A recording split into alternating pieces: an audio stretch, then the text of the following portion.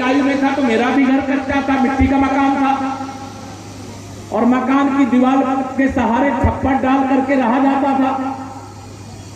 हमारे भी घर में शौचालय नहीं था, हमारे भी घर में गैस का कनेक्शन भी नहीं था,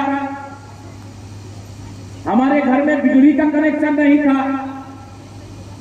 हमारे घर या किसी गरीब के घर में पहले कोई बीमार हो जाए तो इलाज कराने के लिए पैसा भी नहीं होता था। लेकिन आज गरीब को पक्का आवास मिल रहा है, गरीब का शौचालय बन रहा है, गरीब के घर में गैस का सिलेंडर भी पहुंच रहा है और गरीब को अगर बीमार हो जाए तो 5 लाख रुपया तक का परिवार के लोगों को इलाज कराने की सुविधा भी दी जा रही है। और प्रदेश सरकार के स्वास्थ्य का मंत्रालय देखने वाले आदरणीय मंकेश्वर शरण सिंह जी आज इसी अमेठी जनपद से चुन करके उत्तर प्रदेश सरकार का हिस्सा है। मैं आप सब लोगों के सामने आज ये कह सकता हूं कि मेरे गरीबों के लिए प्रधानमंत्री आवास किसी राजमहल से कम नहीं है। मेरे गरीब को मिला हुआ आवास राजमहल है, जो मिट्टी के तेल में दिया जला करके अपने बच्चों को पढ़ाने लिखाने के लिए विवश थे। आज उनके घर में बिजली का कनेक्शन पहुंचा है, बिजली की रोशनी में गरीब का बेटा बेटी भी पढ़ने का काम कर रहे हैं। यह माननीय नरेंद्र मोदी जी के नेतृत्व वाली सरकार के कारण हुआ है। मैं आप सब लोगों को, यहाँ बहुत सारी समूह में जुड़ी हुई दीदियां होंगी, कोई समूह से जुड़ी हुई दीदियां हैं क्या यहाँ पर? कोई समूह में जो काम करती हैं है कोई? जरा हाथ उठाओ, जरा कितने लोग हो? जो नहीं जुड़े हैं सबको कहना चाहता, जो जुड़े बहुत अच्छा है, जो नहीं जुड़े हैं अभी 10 लाख समूह हम लोग उत्तर प्रदेश में नए नए बना रहे हैं। माननीय प्रधानमंत्री जी के आदेश पर बना रहे हैं, माननीय मुख्यमंत्री जी के आदेश पर बना रहे हैं। आप सब लोगों का आह्वान करता हूं, मेरी माताओं बहनों, आप समूह के साथ जुड़ो। जब कोई घर की महिला भी कमाने लगती है पुरुष के साथ तो घर की खुशहाली बढ़ जाती है, विकास होने लगता है। और अब तो ये भी नहीं है कि यहां मेरे माननीय विधायक लोगों से आपको पीने के पानी के लिए हैंडपंप मांगना है।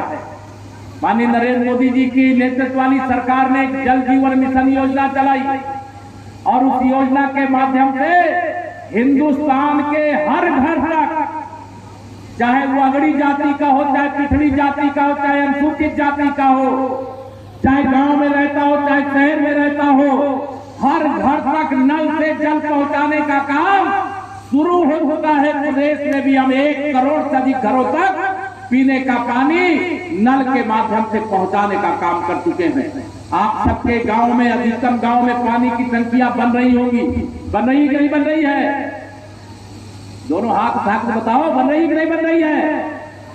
और यह काम क्यों हो रहा है? क्योंकि यह अमेठी और रायबरेली के जो पहले सांसद हुआ करते थे, गरीब के नाम पर योजना तो बनाते थे लेकिन सब लूट करके खा जाते थे। मोदी जी ने कहा है कि न मैं खाऊंगा और न खाने दूंगा, और जिसने भी मेरे गरीबों का हक लूटा है 60 साल तक जांच करूंगा और जो चोरी किया है, लुटेरा है, उसको पकड़ करके वह सारा पैसा भारत सरकार के खजाने में जमा कराऊंगा और उस पैसे से गरीब के घर की खुशहाली वापस लाऊंगा। अब ये गरीब के घर की खुशहाली वापस लाने से मैं आपको बता रहा हूं, ये कांग्रेस वाले, सपा वाले, बसपा वाले गरीब की खुशहाली बर्दाश्त नहीं कर पा रहे। उनको लग रहा है ये गरीबों के जीवन में इतनी खुशी अगर मोदी जी ला देंगे, 5 साल आए तो फिर अगले 5 साल के लिए आ गए।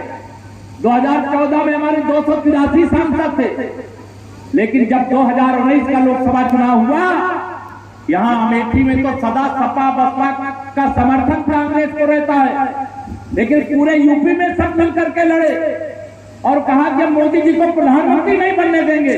लेकिन धन्य है अमेठी के लोगों, और धन्य है उत्तर प्रदेश के लोगों, और धन्य है मेरे देश के लोगों, तो जब इन लोगों ने तय किया कि हम मोदी जी को प्रधानमंत्री नहीं बनने देंगे, आपने हमें 51% वोट दे करके उत्तर प्रदेश से 64 सांसद जिताए।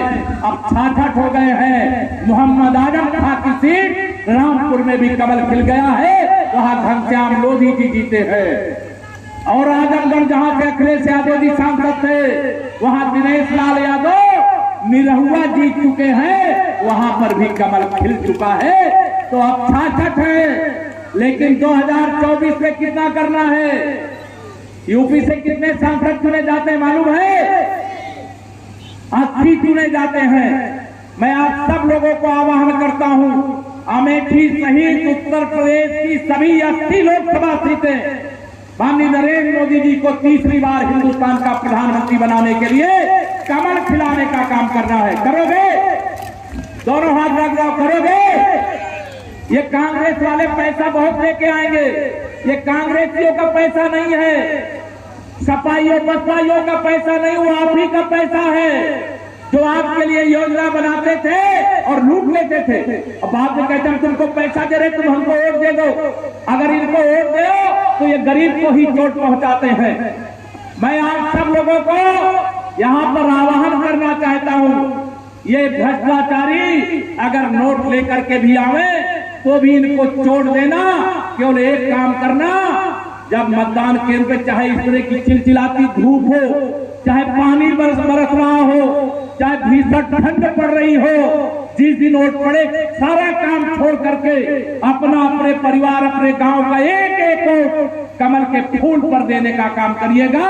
कमल के फूल पर अगर आप एक वोट दोगे तो एक गरीब का पक्का घर बन जाएगा। क्या होगा?